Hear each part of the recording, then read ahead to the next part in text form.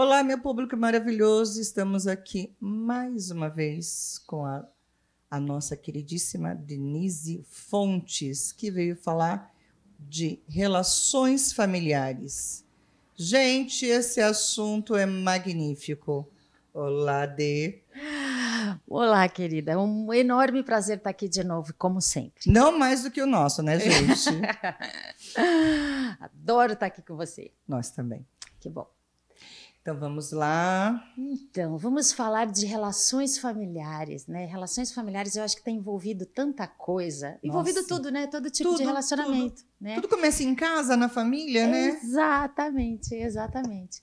Então, a gente pode, primeiro, talvez, a gente pode pensar no seguinte: como as constituições familiares, né? Como é que as configurações familiares. Sim.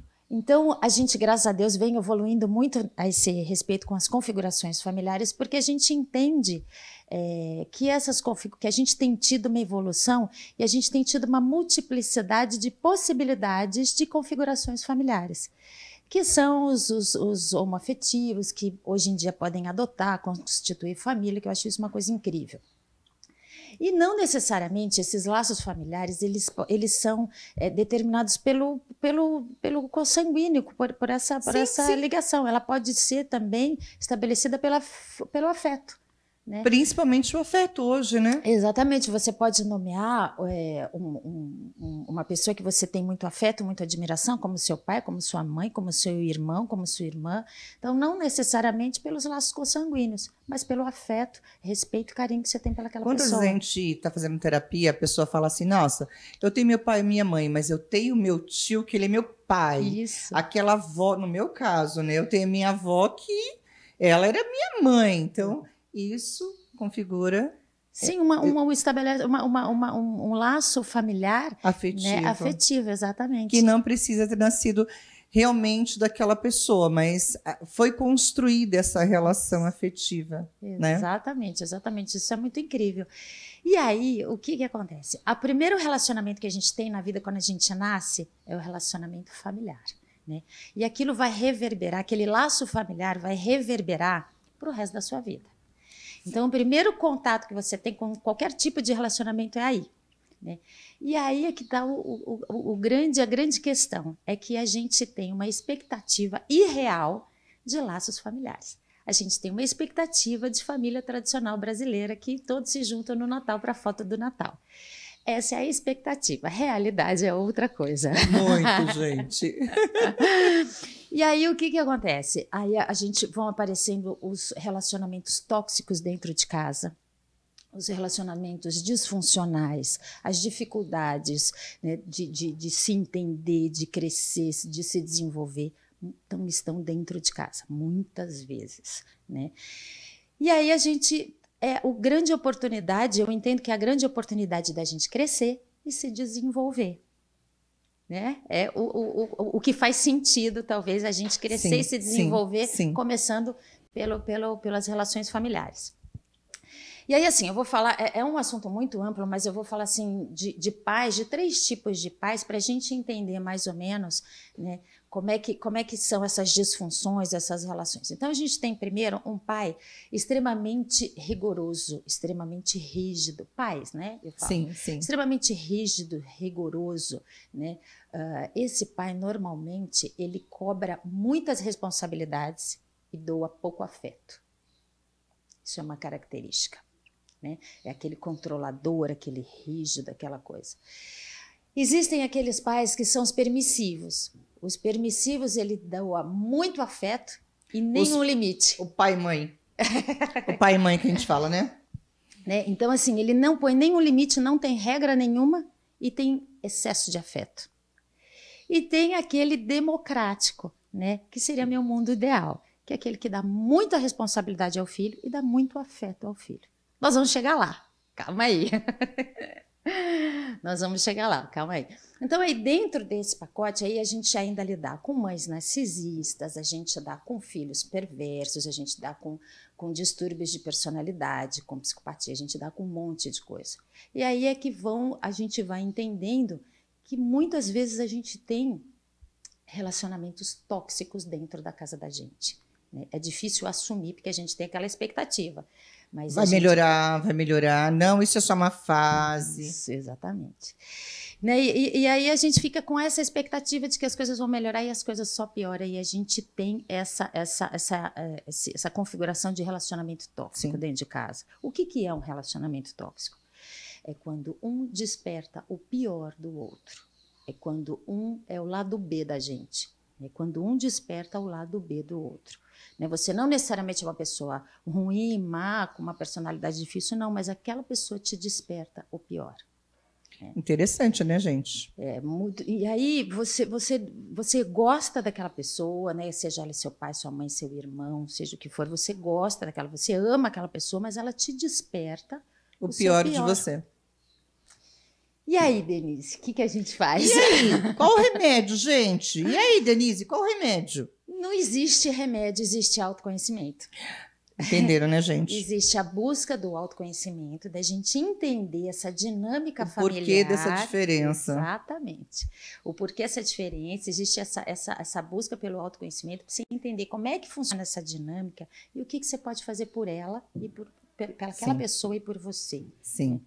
Inclusive, eu digo assim, dentro do autoconhecimento, você inclusive, um afastamento não é abandono, é um afastamento daquela pessoa, seja mãe, seja filho, seja um afastamento para você tornar aquela relação muito mais qualitativa do que quantitativa. Então, você vai se relacionar com o pai, com a mãe, com o irmão, social, né? De uma forma mais de qualidade. E talvez a quantidade é o que intoxica aquela relação.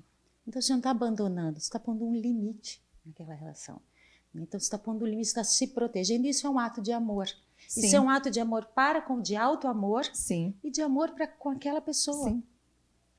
Então, porque a gente se enche de culpa, porque tenho dificuldades em lidar com o pai, com a mãe, com o irmão, com isso, e se enche de culpa e acha que tem que ficar ali perto, que acha que tem que ficar ali junto. Não, você pode ficar de uma forma muito mais saudável.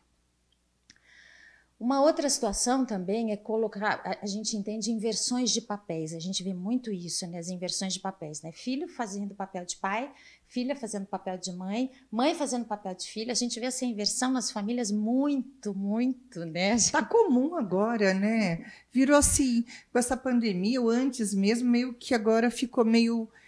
Sabe, mais forte isso. As relações se perderam, os papéis se confundiram. Perfeito, exatamente essa é a fala. As relações se perderam e os papéis estão totalmente trocados. Então, quando você tem o autoconhecimento, você entende essa dinâmica de que você não é o pai, de que você não é a mãe, ou que você é o filho. O que te pertence, o que pertence ao outro. E ter esse respeito, né, do pertencimento de cada um na família. Sabe uma coisa que também é muito comum acontecer, as pessoas nessa troca aí de papéis se confundirem, enfim, os pais quando tem problemas, o casal quando tem problemas, um deles confidenciar os problemas do casal com o filho. Isso provoca no filho uma culpa, porque ele sempre vai achar que o problema deles é culpa do filho. Que eles têm responsabilidade de ver os pais bem. Exatamente. Ou que ele tem que tomar um partido dos dois. Isso também gera uma culpa terrível. Né? Isso traz uma criança com uma criança ou um adolescente... Com responsabilidade que não cabe. Isso vai dar uma mudança no caráter dele amanhã na relação que ele for trazer para ele. Isso, exatamente. Né? É muito nocivo isso. Mas o que vocês estão falando é impossível de ser... analisado. Não, é possível. Quantas vezes a gente vê em separações? Eu já falei para o meu filho, olha isso, aquilo da sua madrasta, do seu pai. Não tem que envolver. Exatamente, né? Exatamente. Até porque a relação do filho para com o pai é uma, e a relação da esposa para com o marido é outra. Eles vieram primeiro que os filhos. Então, os filhos não têm nada a ver com isso, não é verdade? Exatamente. Aí a gente traduz lá na frente um filho, ou repetindo esse padrão, né, com dificuldade de se relacionar, cheio de culpa. Né? Então, quando você tem um autoconhecimento, a probabilidade de você repetir esse padrão é muito menor. Consciência, gente. E como buscar esse autoconhecimento, doutora Denise Fontes? Olha, a terapia sempre é um caminho mais... talvez um dos caminhos, eu não vou dizer fácil, não é fácil, mas é um caminho mais possível. e mais ali de bate-ponto, né? Exatamente. Porque o primeiro que se busca numa situação dessa é a terapia. Isso, porque você vai se entender. E quando você se entende, você faz mudanças ali dentro de você que Sim. reverbera no outro. Sim. Né? Que vai reverberar em quem está ao seu redor. Sim.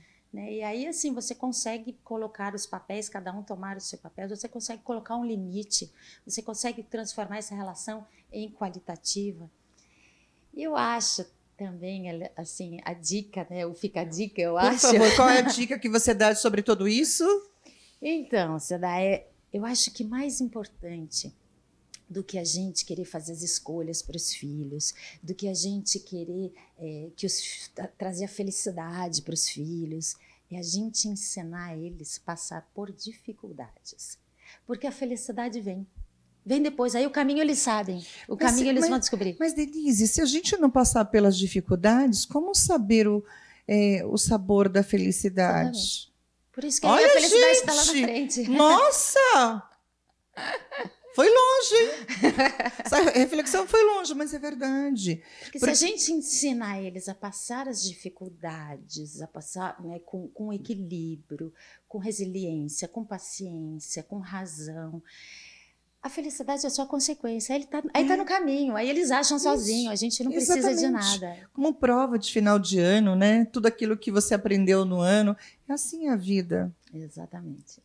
Mas a gente tem essa coisa da gente querer deixar os filhos tão pronto e não querer deixar eles passar por aquilo que nós passamos e acaba a gente tirando aquela história da borboleta, né?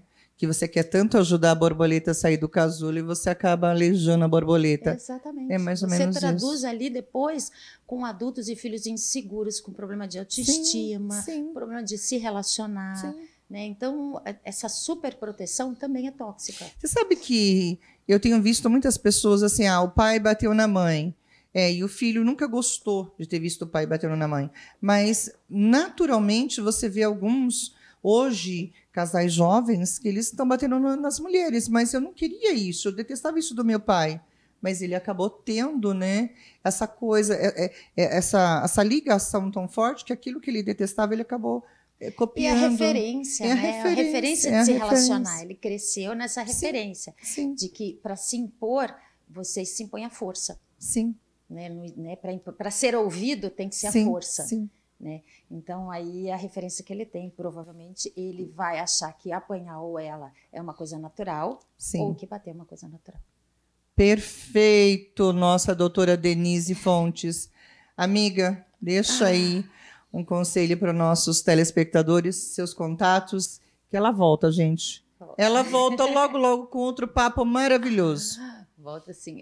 Eu acho que o mais importante é isso, é a gente entender e respeitar, né, essa dinâmica familiar e buscar sempre ajuda. Né? E isso não significa abandonar, mas isso significa... E não é vergonha, gente. Buscar ajuda não é vergonha. Expor para um profissional que a família não está legal, isso é sinônimo de amor, né? Amor, de alto amor e amor para com o outro. Amor, exatamente. Não é vergonha, é amor. É isso aí. Os meus contatos são, o Instagram é Denise Fontes com 2 S no final. O meu telefone para consultas é 11 98513 1227. Gente, ela faz consultas online, tá? Sim, não se preocupe, não, tá? Aqueles que não querem se expor ou sair da casinha, mesmo assim ela atende, tá bom? Obrigada, Denise Fontes. Querida. Muito Você vem obrigada. Sempre enriquecer o nosso público maravilhoso com tantas informações.